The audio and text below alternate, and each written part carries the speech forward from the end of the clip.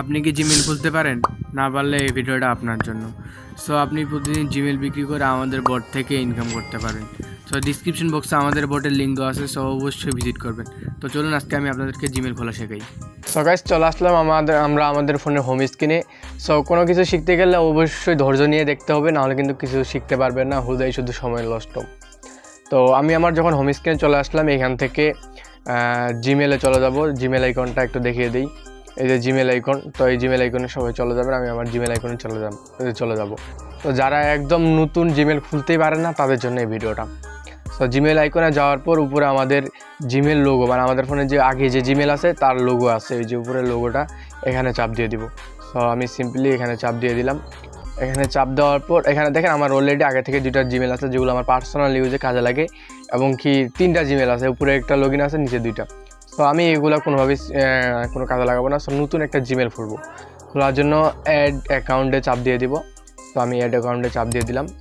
Add অ্যাকাউন্টে চাপ দেওয়ার পর এখানে আমার কাছে অনেকগুলো অপশন আসছে যে আমি কি খুলতে চাই। তো এখানে আমরা মাইক্রোসফট অ্যাকাউন্ট খুলতে পারবো, সব কিছু। তো আমরা যেহেতু জিমেল খুলতে চাই, সেজন্য গুগলে চাপ দিয়ে দিব। আমি গুগলে দিয়ে দিলাম।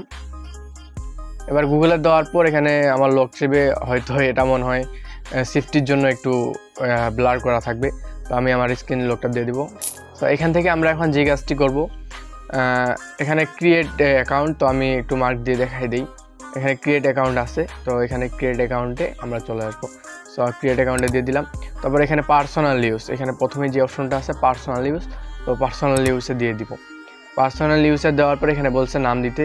সো হুদায় আমরা একটা নাম দিয়ে দিব। তো আমি একটা নাম জাস্ট দেখানোর জন্য দিয়ে দিলাম। আর যদি আমাদের বোর্ডে জিমেল সেল করার জন্য জিমেল খুলে থাকেন, আপনি আপনার ইচ্ছা মতো নাম আর ইচ্ছা মতো পাসওয়ার্ড দিতে পারেন, কোনো সমস্যা নেই। সো আমি দিয়ে দিলাম একটা নাম। দিয়ে দেওয়ার পর তারপরে এখানে দিয়ে দিলাম। এখানে নেক্সটে দেওয়ার পর এখানে আমাকে বলছে প্রথমে মাস, তারপর দিন, তারপর আমাকে এখানে বছর। তো এখানে মাস, এখানে দিন, এখানে বছর, আর এখানে জেন্ডার, আমি ছেলে না মেয়ে। তো এখানে আমি প্রথমে মাস সিলেক্ট করব, আমি যে কোনো একটা দিয়ে দিলাম, ফেব্রুয়ারি। তারপর 2 তারিখ। তারপর অবশ্যই 18 বছরের উপরে হইতে হবে, 18 বছর নিচে হলে অনেক রকম সমস্যা হয়। তো আমি 2004 দিয়ে দিলাম। জেন্ডার হিসেবে আমি মেল দিয়ে দিলাম, আপনারা যে কোনো একটা দিয়ে দিবেন, কোনো সমস্যা নেই। এখানে মেল অথবা ফিমেল, প্রথমে 2টার মধ্যে যে কোনো একটা দিয়ে দিবেন। তো তারপরে এখানে নেক্সট বাটন আছে, নিচে দেখেন নেক্সট বাটন আছে, নেক্সট বাটনে দিয়ে দিব। তো নেক্সটে দেওয়া হয়ে গেছে। এখানে কিন্তু আমাদেরকে বলছে যে আমাদের ইউজার নেম সিলেক্ট করতে। এখন আমরা চাইলে এখান থেকে নিজের মতো করে ইউজার নেম বানিয়ে নিতে পারি, আর এবং কি আমরা 2টার মধ্যে যে কোনো একটা ইউজার নেম সিলেক্ট করতে পারি। তো আমি মাঝখানে একটা সিলেক্ট করে দিলাম। যদি আমার বোটে সেল দেওয়ার জন্য জিমেল খুলে থাকেন, তাহলে আপনি শর্টকাটে সবসময় খুঁজবেন, উপরেরটা যে কোনো একটা সিলেক্ট করে নেবেন। আপনাকে নিজের মতো করে জিমেল ইউজার নেম ক্রিয়েট করার কোনো দরকার নেই। আর যদি নিজের পার্সোনাল ইউজের জন্য খুলেন, তাহলে সেটা ব্যক্তিগত। তারপর নেক্সটে দিয়ে দিব। তো নেক্সটে দেওয়ার পর এখানে বলছে একটা পাসওয়ার্ড দিতে। তো আমি সাজেস্ট করব যে আপনারা যদি পার্সোনাল ইউজের জন্য করেন, তাহলে আপনারা নিজের মতো করে পাসওয়ার্ড দিতে পারেন, কোনো সমস্যা নেই। আর যদি আমার বোটে সেল করার জন্য আপনারা পাসওয়ার্ড করে থাকেন, তাহলে অবশ্যই ধরেন আমি ওদের কয়েকটা চাপ দিয়ে দিলাম, তারপর কয়েকটা সংখ্যা দিয়ে দিলাম। এটা পাসওয়ার্ড ধরেন, এটা পাসওয়ার্ড ধরে এইভাবে কপি করবেন।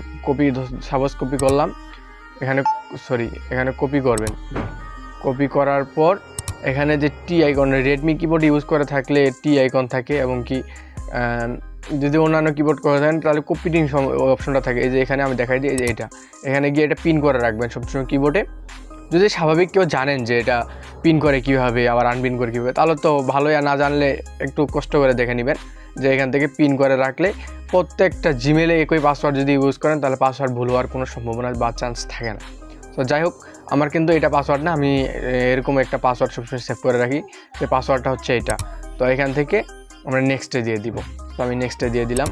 নেক্সটে দেওয়ার পর অলরেডি আমার কাজ কমপ্লিট। এখন কিন্তু আমাকে মনস্টার ভেরিফাই করবে। যে এখন আরেকটা সমস্যা, যে আমি বলছিলাম যে কীভাবে আনলিমিটেড জিমেলগুলো, সেই প্রসেসটাও দেখাবো এখানে। আনলিমিটেড জিমেল খোলার জন্য আমাদের সিম চেঞ্জ করতে হবে। মানে আমার এই ফোনে একটা সিম ছিল এর আগে, ওখানে আমি 2টা জিমেল খুলছি। আর আরেকটা সিম ভরছি, এখন আমি আরও 2টা জিমেল খুলতে পারবো। সো এইভাবে যদি আমরা সিম চেঞ্জ করি, আমরা কিন্তু অনেকগুলো পর্যন্ত জিমেল খুলতে পারবো। সো গাইস, দেখতে পাচ্ছি আমাদের জিমেল ক্রিয়েট করা শেষ। এবার আমাদের যে কাজটি আছে, আমরা এখান থেকে স্ক্রল করে এখানে আই এগ্রি বাটনটা আছে, তো আই এগ্রি বাটনে চাপ দিয়ে দিব।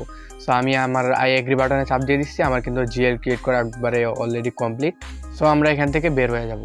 এখান থেকে বের হয়ে যাবো, এখানকার কাজ আমাদের শেষ। তো আমরা যদি জিমেল সেল দিতে চান, আপনারা যদি কেউ আমাদের কাছ থেকে জিমেল সেল দিতে চান, তো পার পিস বোটে সেল দিলে 13 টাকা। আমার ভিডিও দেখে যদি কেউ সেল দিতে আসেন তাহলে আপনারা পার পিস সেল পাবেন 15 টাকা করে।